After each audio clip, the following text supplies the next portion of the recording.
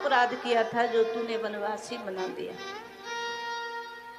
जो हंसी सो हंसी मुँह मसला,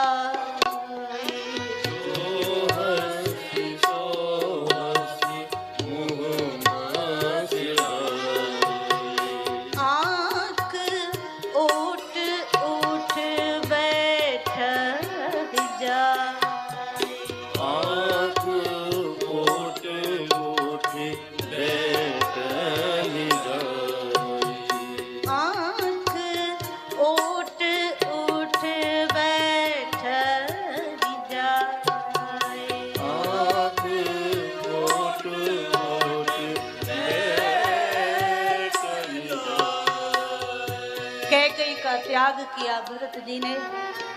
जब तक मेरे शरीर में आखिरी श्वास रहे तब तक मेरे सामने मत आना, कभी मुझे पुत्र मत कहना। लेकिन अब जब यहाँ से चले, सोचने लगे उस माँ के पास, कौशल्या के पास चलूं, बड़ी माता के पास चलूं। लेकिन जब भरत चले हैं शत्रुघ्न साथ में, आज भरत जी का चरण उस माँ के भवन की ओर चलता नहीं। उस माँ को जाकर के कहूंगा क्या, जिसका सर्वस्व लुट गया और कारण मैं हूं। उस माँ को जाकर क्या समझाऊंगा, क्या कहूंगा। श्री भरत जैसे तैसे दरवाजे तक आए और मानस में दर्शन आया। जब भरत दरवाजे पर खड़े हैं, यहीं से आवाज लगाई, माँ जिसके कारण तेरा सर्वस्व उजड़ गया वो भरत तेरे दरवाजे पर है, क्या तुझे स्वीकार है। मानसकार कहते हैं जब भीतर से कोई आवाज नहीं आई, बाहर राजभवन के दरवाजे से भरत ने झांक करके देखा। आंगन में अवध की बड़ी महारानी राम जननी बैठी है और जहां बैठी है वहां कोई आसन नहीं है। बिना बिस्तर के, बिना आसन के ऐसे ही पृथ्वी पर बैठे। शरीर पर जो वस्त्र है वो मैला हो गए, कई दिन हो गए। वस्त्र बदलने की किसको सुध है। और गोस्वामी जी कह रहे हैं आज जब कौशल्या जी का जो दर्शन किया, मलिन बसन विवरण विकल कृश शरीर दुख भार, दुख के भार से मानो माँ का शरीर झुक गया। आंख बंद है, नेत्रों से केवल अश्रुधारा बह रही है। मानसकार कहते हैं आज भरत ने दूर से जो देखा, भरत की रही सही हिम्मत भी चली गई। एक बार फिर सोचा आवाज लगा दूं, यदि माँ को मैं स्वीकार होऊंगा, यद्यपि तो मेरा अपराध अक्षम्य है। मैंने इतना बड़ा पाप किया है, जिसकी गोद को मैंने सुना कर दिया, जिसके सिंदूर को, जिसकी मांग को मैंने सुना कर दिया, उस माँ के सामने कैसे नहीं। लेकिन वो माँ है, वो राम जननी है, शायद मुझे स्वीकार कर ले।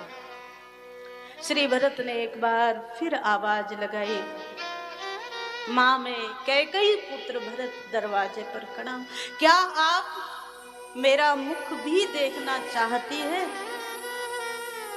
कौशल्या जी के कान में अब भरत की आवाज पड़ी, भाव समाधि टूटी और दौड़ पड़ी दरवाजे की ओर। मेरा भरत आ गया। मानो ये माँ प्रतीक्षा ही कर रही थी कि कब भरत आए और कब अवध की स्थितियां संभले। भरत को देखा दरवाजे पर तो दौड़ पड़ी। भरत देख माँ तू उठ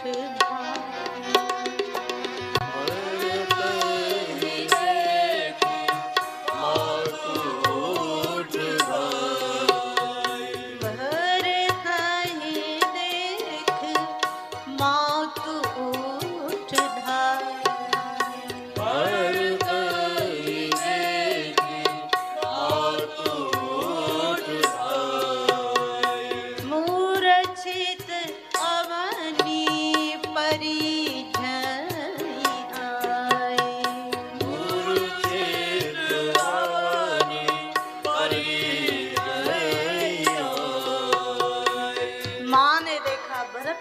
है। माँ दौड़ पड़ी भरत को मिलने के लिए और मानसकार दर्शन करा रहे हैं। जब आज दौड़ी है तो कुछ दूर तक तो चल पाई, लेकिन उससे आगे जब बढ़ी तो मूर्छित होकर के गिर पड़ी। श्री भरत ने देखा कि माँ गिर रही है, दौड़ करके आए। भरत ने हाथ का सहारा दिया, माँ को गिरने से बचाया और गोद में ही सिर रख करके भरत बैठे। मानसकार कहते हैं जब माँ मूर्छित हुई, अचेतन हुई और आंख बंद हो गई तो भरत का धैर्य जवाब दे गया। रो पड़े, माँ मैं अपनी ओर देखता हूं तो लगता है संसार में मोह समान को पाप निवासु। मेरे जैसा और कोई पापी होगा दुनिया में? एकमात्र आपके सहारे से आया था, आपने भी मेरा मुख देखना स्वीकार नहीं किया। मेरे पिता ने आखिरी समय मुझे याद भी नहीं किया। भगवान वनवास को चले गए, एक बार भी मुझे याद नहीं किया। और आज मैं आया तो आपके भी नेत्र बंद हो गए। क्या आप मुझे, मेरे मुख को देखना नहीं चाहते? कोई बात नहीं है, क्योंकि मैं जानता हूं मेरा अपराध इतना बड़ा है।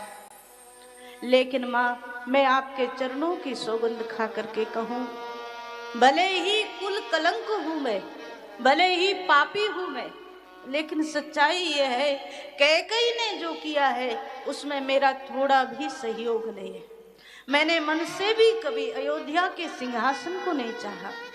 यदि मैंने कैकेयी के किए हुए कर्म में मन से भी कभी स्वप्न में भी मैंने कल्पना की हो तो आज भरत रोए है। माँ, मैं आपकी सौगंध खा करके कहता हूँ, जो एक ब्रह्म हत्या करने वाले को पाप लगता है वो मुझे लगे, गुरु हत्या करने वाले को जो महापातक लगता है वो भरत को मिले, जो गौ माता को मारने वाला है, गोघात करने वाला है, उसका पाप मुझे लगे। यदि मैंने एक क्षण के लिए भी, कल्पना में भी, कभी स्वप्न में भी कैकेयी के द्वारा जो षड्यंत्र किया गया उसमें मैंने सहयोग किया हो।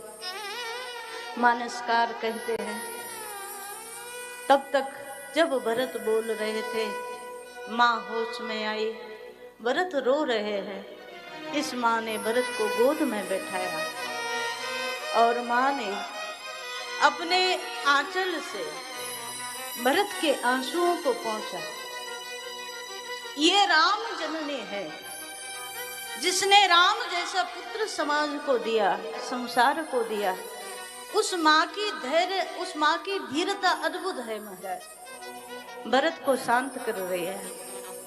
सरल सुभाय माय ही लाए, सरल सुभाय माय ही लाए, सरल सुभाय माय ही लाए, सरल सुभाय माय ही लाए, अति हित मनहु राम फिर आए, अति हित मनहु राम फिर आए, सरल सुभाय माए ही लाए।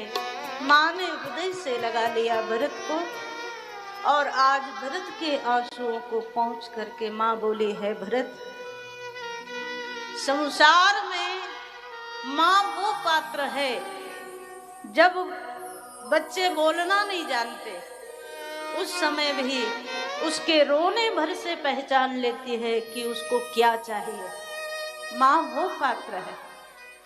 दो ही संसार में ऐसे पात्र हैं, एक माँ, दूसरा परमात्मा, जो तुम्हारे बिना कहे को भी समझ ले, वरना दुनिया में कोई समझने वाला नहीं। आज भरत के सामने माँ रोई है। भरत, तू इतनी बड़ी बड़ी बात करता है, तुझे कुछ कहने की जरूरत नहीं। संसारी लोग क्या कहेंगे, क्या सोचेंगे मुझे नहीं पता, पर मैं माँ हूं और मुझे तेरे अंदर के भाव का सबसे ज्यादा मुझे पता है तू क्या है। श्री भरत मौन हुए। माँ ने आज भरत के सिर पर हाथ रखा। भरत, मैं जानती हूं मेरे भरत को राम प्राणों से भी प्रिय है और राम को भरत प्राण से प्रिय है। तुझे चिंता करने की जरूरत नहीं। माँ ने जब धैर्य दिया, साहस दिया, भरत को कुछ सांत्वना मिली। माँ के हृदय से लिपट गए और आज मानसकार कह रहे हैं, इस माँ के स्तनों में दुग्ध आ गया, इतना वात्सल्य उमड़ा है माँ का। राम प्राण हूते प्राण तुम्हारे,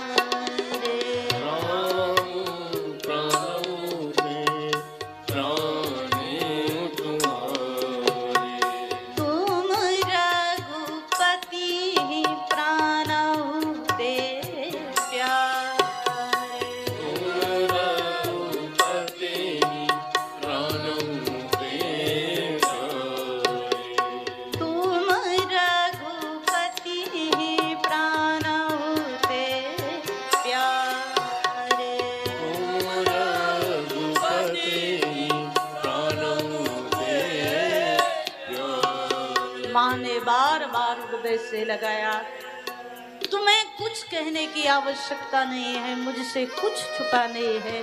भरत को थोड़ी सांत्वना मिली। भरत ने अब रोते हुए पूछ लिया, माँ मैं तो उस समय नहीं था, लेकिन आप तो यहाँ थी। ये सब कैसे हो गया? आपने कैसे हो जाने दिया? मेरे भगवान वनवासी बन गए, आपने रोका नहीं। माँ अब रोई है भरत के सामने। भरत, मैं संसार की वो सौभाग्यशाली माँ हूँ जिसने राम जैसे पुत्र को जन्म दिया। सब समझाते रहे पर राम ने सत्य का पक्ष रखा। राम ने पिता के वचन को निभाने का दृढ़ संकल्प लिया। और तो और आज ये माँ बोली है, भरत मेरे राम का मैंने जो दर्शन किया, आखिरी समय वनवास जाते समय, पितु आयस भूषण वसन तात तजे रघुवीर। मुझे लगता है मुझसे ज्यादा गौरवशाली माँ दुनिया में कोई नहीं हो सकती। मेरे राम को जब पता चला पिता सिंहासन देने वाले हैं, तो भी मेरे राम के चेहरे पर कोई ज्यादा प्रसन्नता नहीं थी। और जब पिता का वचन सुना तो पितु आयस भूषण वसन, अपने हाथ से पिता के वचन को सुनते ही राजसी वस्त्रों का त्याग कर दिया, आभूषणों का त्याग कर दिया। और आज ये माँ रोई है, भरत मेरे देखते देखते राम ने वल्कल वस्त्र पहना और मेरे देखते देखते वनवासी बनकर के निकल गया। लेकिन जिस समय वन में जा रहा था उस समय भी उसके चेहरे पर कोई उदासी नहीं थी, कोई शिकायत नहीं। मैं उस राम की माँ हूं जिसने जीवन में कभी किसी भी स्थिति में शिकायत करना नहीं सीखा।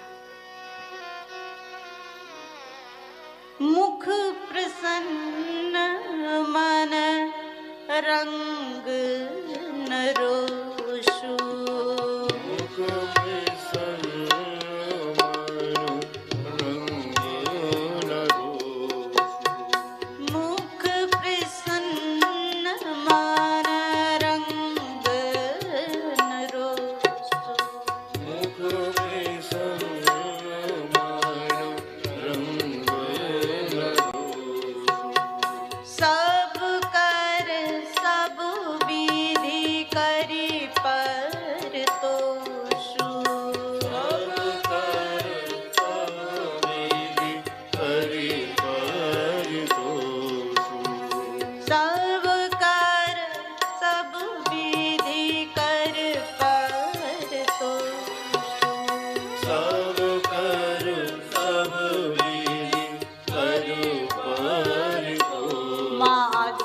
सामने रो पड़ी। सबका परतोष करके राम प्रसन्नता के साथ श्री जानकी और लक्ष्मण के साथ वनवासी हो गए।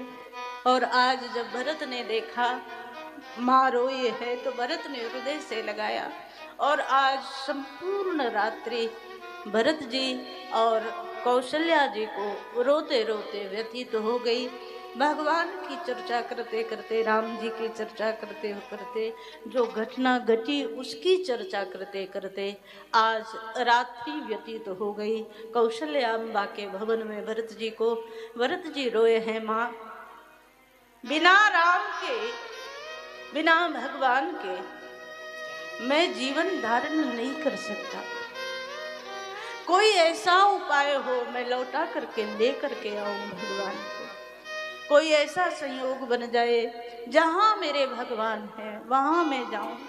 कैकेयी ने क्या कुटिलता कर दी, मेरा बसा बसाया अवध को उजाड़ दिया। आज भरत रोए हैं और कौशल्याम्बा के सामने भरत अपने हृदय के भाव को रख रहे हैं। श्री भरत आज कौशल्याम्बा के भवन में रात्रि भर रहे और राम चर्चा करते रहे। मेरी अवध को किसकी नजर लग गई। सुबह प्रातः काल हुआ और मानस में दर्शन आया। गुरुदेव वशिष्ठ जी महाराज का आगमन हुआ। वशिष्ठ जी ने भरत जी को अनेक अनेक प्रकार से समझाया। भरत, तुम्हारे पिता महाराज अवधेश ने धर्मयुक्त जीवन जिया है और धर्मयुक्त जीवन छोटा हो तो भी संसार के लिए आदर्श बन जाता है। श्री भरत आज कौशल्याम्बा के भवन में है। गुरुदेव ने आदेश दिया, भरत पिता का अंतिम संस्कार करो। जो कर्म राम को करना था आज राम जी की अनुपस्थिति में वो आपको करना है। जैसा जैसा गुरुदेव ने यहाँ आदेशित किया, श्री भरत ने आज पिता का अंतिम संस्कार सरयू के किनारे किया। गहे पद भरत मातु सब राखी। जब सारी माताएं पति के साथ ही संसार से जाने के लिए प्रस्तुत हुई तो भरत जी ने सबके चरण पकड़ लिए। और जब सबको रोक रहे थे, कौशल्याम्बा ने कहा, भरत मुझे जाने दे। श्री भरत ने कहा, माँ आप पति के साथ जाना चाहती हैं, लेकिन मुझे एक बात बता करके जाओ। मेरे यहाँ न रहते हुए सब कुछ बिगड़ गया, सब कुछ उजड़ गया, लेकिन आज तो मैं अवध में हूँ। अगर मेरे सामने आप पति के साथ चिता पर बैठते हैं तो मुझे एक बात का उत्तर देकर जाओ। जब 14 वर्ष बाद भगवान आएंगे, राम जी आएंगे और मुझे पूछेंगे कि मेरी मैया कौशल्या कहाँ है, तो भगवान को मैं क्या उत्तर दे पाऊंगा। यदि आपको पति के साथ जाना है तो भरत जी बोले, फिर मुझे भी आपको उसी चिता में गोद में बिठा करके जाना। गही पद भरत मातु सब राखी। सबको रोका। कैकेयी बोली कि मुझे तो जाने दे, मुझे क्या। श्री भरत ने कह दिया कैकेयी को, जो पत्नी जीते जी पति के लिए अमंगलकारिणी हो गई हो वो पति के साथ जाकर के महान बन जाए, ये मुझे स्वीकार नहीं। आपके द्वारा किए हुए कर्म का फल सारी अयोध्या भोग रही है और आप महान बनकर के पति के साथ चिता में चली जाए, ये मुझे स्वीकार नहीं। आप भी उस भोग में शामिल हो, आप भी अपना पश्चाताप करें, इसके लिए कैकेयी को भी रोका। बाद में सब पिता का कर्म करने के बाद लौट करके आए हैं भरत राजभवन में। रात्रि भर रहे राजभवन में। यहाँ सब लोगों के मन में तो अनेक अनेक कल्पनाएं चल रही हैं कि भरत क्या करेंगे, राज सिंहासन स्वीकार करेंगे अथवा नहीं करेंगे, क्या होगा क्या नहीं होगा, सबके मन में ये अनेक अनेक दुविधाएं चल रही हैं। पर भरत राजभवन में बैठे हैं और आज अयोध्या में प्रथम दिन है भरत का, जब राम जी नहीं है। राम के बिना पहले रात्रि अकेले भरत जी ने राजभवन में व्यतीत की। मानसकार कहते हैं भरत के भाव को मैं शब्द नहीं दे सकता। रात्रि भर राम जी को याद करते करते रोते रहे। मेरे लिए सुख मिले, मेरे लिए ऐश्वर्य मिले, मेरे लिए राजभोग मिले, इसलिए मेरे भगवान ने कोई शिकायत नहीं की और अपना अधिकार छोड़ करके वनवासी बन गए। जब भगवान की सरलता को याद करते हैं, जब भगवान के स्वभाव को याद करते हैं तो रो पड़ते हैं। पर सुबह हुई प्रातः काल, आज मानसकार कह रहे हैं जब राजसभा का आयोजन किया गया, वशिष्ठ जी महाराज सभा में बैठे हैं, तीनों माताओं को बुलाया, माताएं बैठी हैं, भरत जी को बुलाया और आज इसमें पूरी अयोध्या की प्रजा बैठी है, सब मंत्रीगण बैठे हैं। निर्णय होना है क्या, जो निर्णय हुआ है उसको भरत स्वीकार करेंगे अथवा नहीं। तो सारी प्रजा आज अयोध्या की बैठी है। मानसकार दर्शन करा रहे हैं, सब मौन है और पूरी अयोध्या की राजसभा में सन्नाटा। कौन बोले और क्या बोले, ये सबसे बड़ा प्रश्न है। कौन बोले? जब देखा गुरुदेव ने कि कोई नहीं बोल रहा है, तो गुरुदेव वशिष्ठ जी उठ करके खड़े हुए सभा में और आज वशिष्ठ जी महाराज ने बोलना शुरू किया। कह दिया, भरत देखो, माता पिता जो आदेश दें उसी को पालन करना चाहिए। आपके पिता ने जो वचन दिया उसको मान करके, एक वचन को मान करके राम तो वनवासी हो गए, अब तुम्हारा नंबर है, पिता के वचन को मान करके सिंहासन स्वीकार कर लो। यही हमारा वैदिक धर्म कहता है, माता पिता के वचन का पालन करो। यही हमारा लौकिक धर्म भी कहता है। गुरुदेव ने समझाना शुरू किया।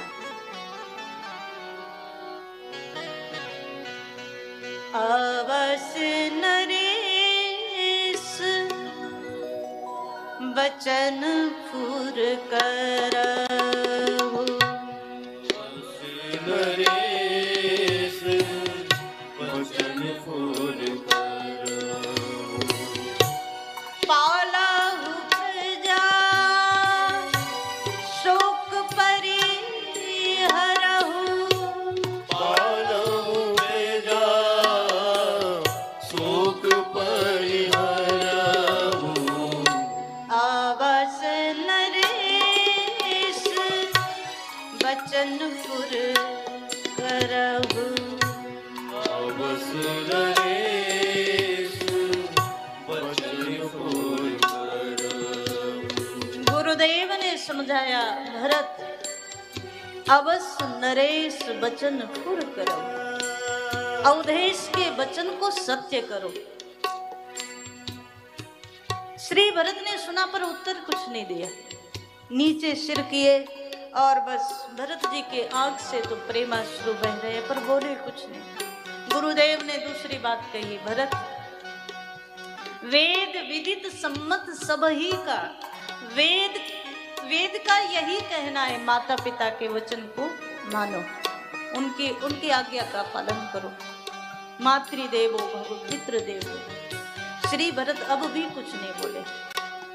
गुरुदेव ने तीसरी बात कही, यदि आज आप सिंहासन आरूढ़ होते हैं, आप सिंहासन स्वीकार करते हैं, तो अयोध्या की प्रजा भी आनंद मनाएगी। अयोध्या की सारी प्रजा आपके साथ है। मंत्रियों ने एक स्वर में कहा कि हम सब आपके साथ हैं। भरत जी, आज आपको सिंहासन की आवश्यकता नहीं, पर सिंहासन को आपकी आवश्यकता है, आप स्वीकार कर लीजिए। श्री भरत सबकी सुन रहे हैं पर बोले कुछ नहीं। मानस में दर्शन आ रहा है। आज जिस समय गुरुदेव ने देखा कि भरत किसी की बात नहीं सुन रहे हैं, तो भरत को एक और बात कह दी, भरत तुम्हें लग रहा होगा माताएं क्या सोचेंगी, मैं तुम्हें स्पष्ट कर दूं, आज तुम्हारे पिता जहां हैं वहां से वो भी आनंदित होंगे अगर तुमने सिंहासन स्वीकार कर लिया। तुम्हारी सब कौशल्यादि सकल महतारी, कौशल्या इत्यादि जो माताएं हैं तुम्हारी, वो सब प्रसन्न होंगी यदि भरत तुम राजा बन गए।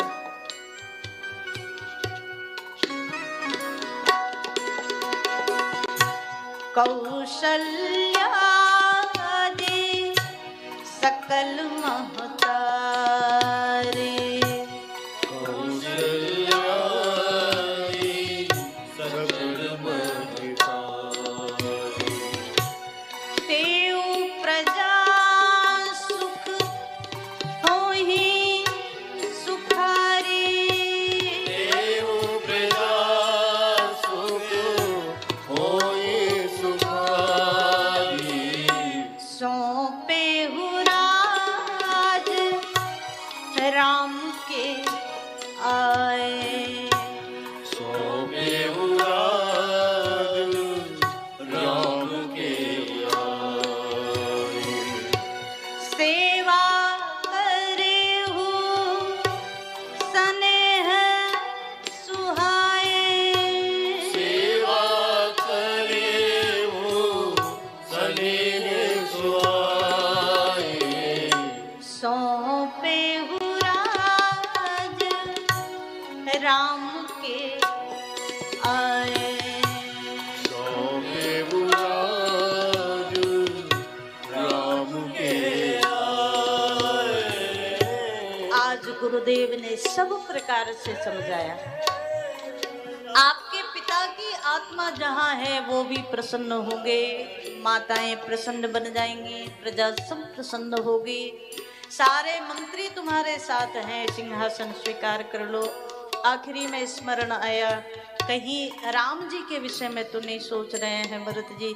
तो गुरुदेव बोल गए, भरत राम जी आज जहाँ होंगे वहां सुनेंगे कि भरत राजा बन गया। मैं राम को जानता हूँ, राम वहीं अति प्रसन्न होंगे जब सुनेंगे भरत राजा बन गया। आप सिंहासन स्वीकार कर लो। श्री भरत इस पर भी नहीं बोले तो गुरुजी ने एक बात कह दी, अच्छा ठीक है, मैं मानता हूँ ये सिंहासन राम का है, ये अधिकार राम का है, लेकिन 14 वर्ष के लिए तो अब राम निकल गए अवध से, तो 14 वर्ष के लिए सिंहासन रिक्त तो नहीं रह सकता। इसलिए जब राम जी लौट करके आए ना तो ये सिंहासन राम को दे देना और तुम भाव से सेवा करना, पर अब सिंहासन ले लो। और जब इतना बोल गए और तो भी भरत कुछ नहीं बोले तो माता कौशल्या उठी। कौशल्या धर धीरज कहे, अद्भुत है ये माँ। भरी सभा में इसने देखा कि भरत आज कुछ नहीं बोलेगा तो उठी है, भरत के सिर पर हाथ रखा, बेटा जो गुरुजी कह रहे हैं उसे कर ले।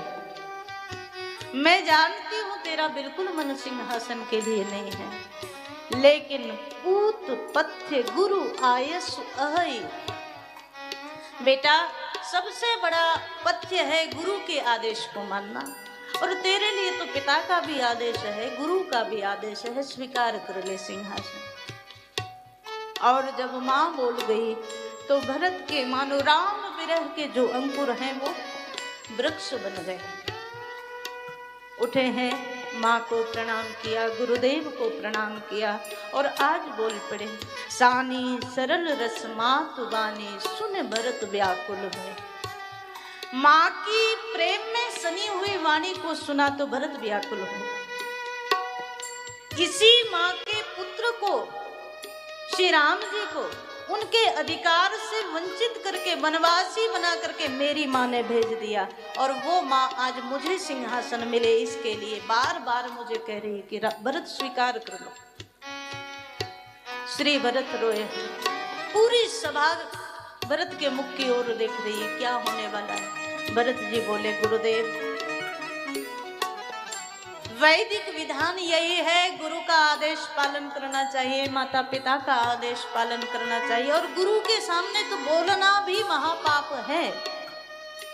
लेकिन आज मेरा विवेक चला गया, मैं क्या करना चाहिए क्या नहीं करना चाहिए ये भी नहीं समझ पा रहा हूँ, पर आपके सामने मैं खड़ा होकर बोल रहा हूँ, ये सबसे बड़ा पाप है, जानते हुए भी कर रहा हूँ, उसके लिए मैं आपसे क्षमा चाहता हूँ। गुरुदेव वशिष्ठ जी ने कहा, भरत बोलो क्या चाहते हो। श्री गोस्वामी जी महाराज ने कहा, भरी सभा में भरत जी ने कह दिया, गुरुदेव ये सिंहासन आप कहते पिता का आदेश है इसलिए स्वीकार कर लूं। ठीक है, मैं ये बात मान भी लूं। तो मेरा एक प्रश्न है, पहले उसका उत्तर मुझे मिले।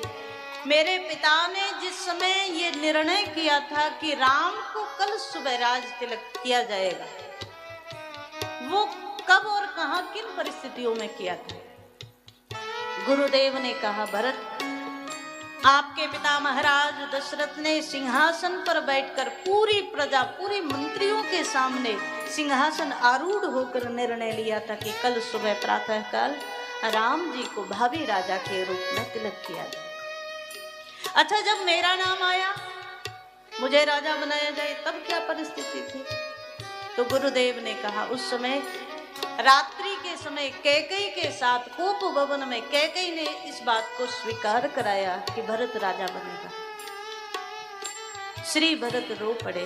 गुरुदेव, आप तो ज्ञानी हैं, मैं आपके सामने क्या कहूं, लेकिन सच्चाई मुझे जो लगता है, आप कहते पिता के वचन को मानना चाहिए, तो मैं पिता के ही वचन को मान रहा हूं।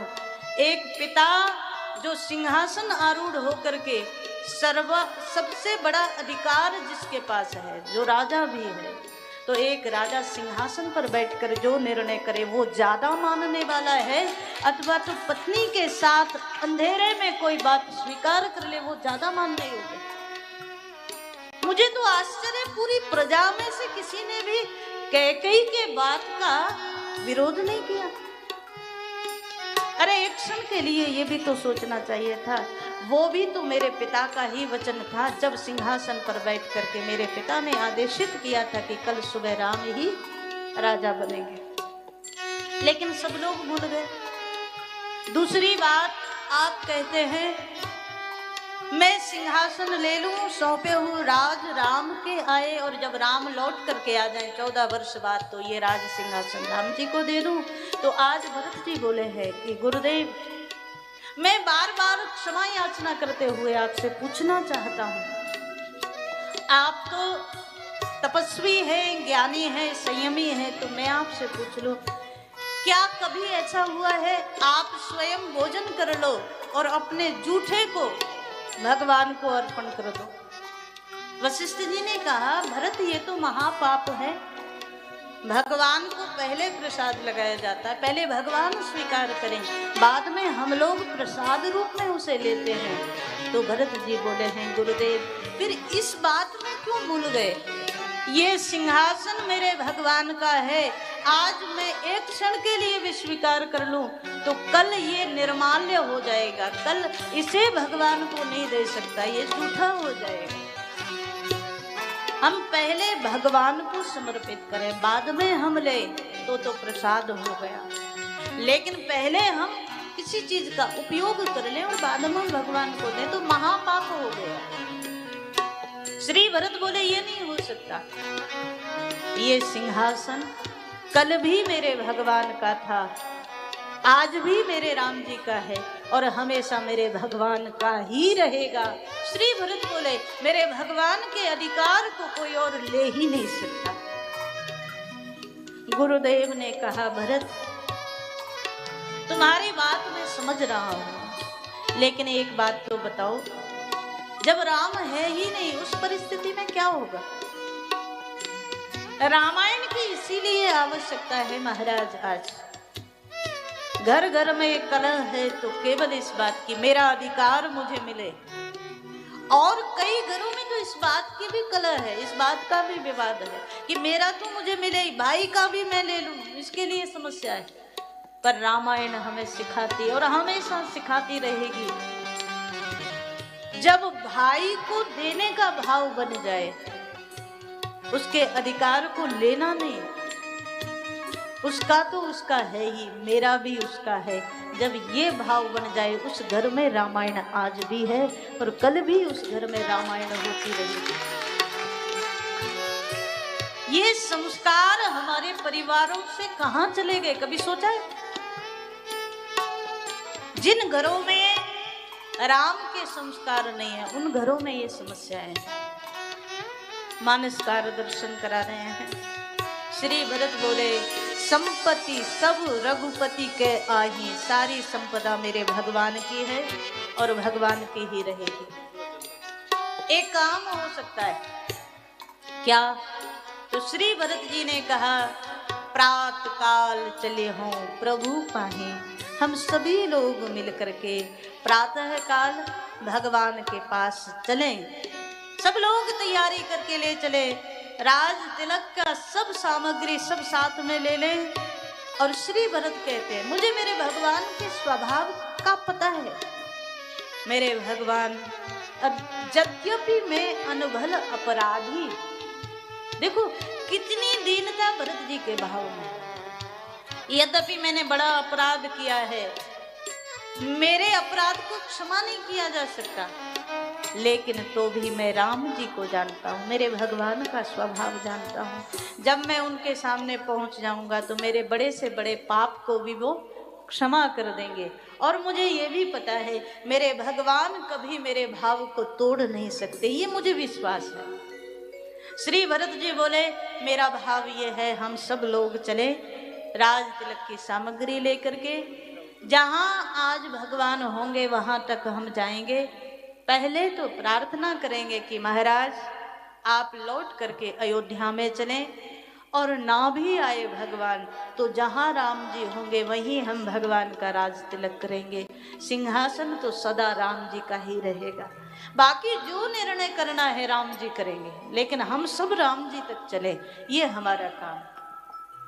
श्री भरत जी की ये बात सबको बड़ी प्रिय लगी और सबने एक साथ स्वीकार कर लिया भरत की बात को। निर्णय हुआ कल सुबह ही चित्रकूट के लिए यात्रा प्रारंभ होगी। श्री भरत जी ने कुछ विशेष लोगों को अयोध्या की देखरेख में नियुक्त किया और यहाँ से सब प्रजा को लेकर के सभी चतुरंगिनी सेना के सहित माताओं के सहित भरत जी ने आज यात्रा प्रारंभ की है।